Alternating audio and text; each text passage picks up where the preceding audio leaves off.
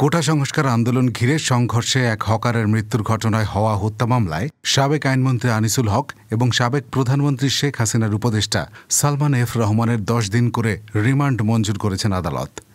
ঢাকা মহানগর গোয়েন্দা পুলিশের আবেদনের পরিপ্রেক্ষিতে শুনানি নিয়ে ঢাকার চিফ মেট্রোপলিটন ম্যাজিস্ট্রেট সিএমএম আদালত বুধবার সন্ধ্যার পর তাদের এ রিমান্ড মঞ্জুর করেন।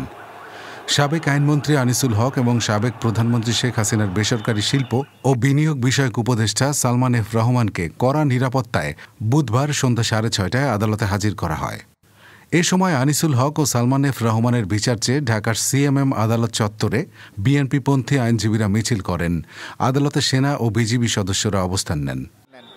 এই ছাত্র জনতার আন্দোলনে তাদের ইন্ধনে তাদের প্রত্যক্ষ নির্দেশে আমার হাজার হাজার কলেজ স্কুল ছাত্রকে গুলি করে হত্যা করা হয়েছে।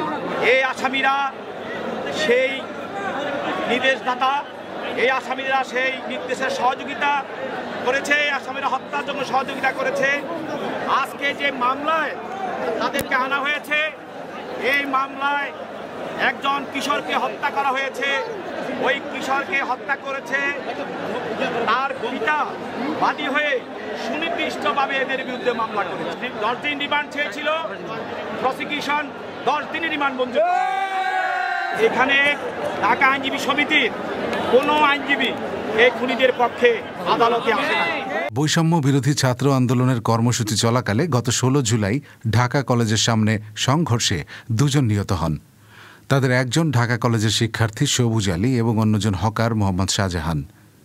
এ ঘটনায় নিউ মার্কেট থানায় 2টি হত্যা মামলা হয়েছে। এর মধ্যে শাহজাহান হত্যার ঘটনায় ইন্ধনদাতা হিসেবে আনিসুল হক ও সালমান এফ রহমানকে গ্রেফতার করা হয়।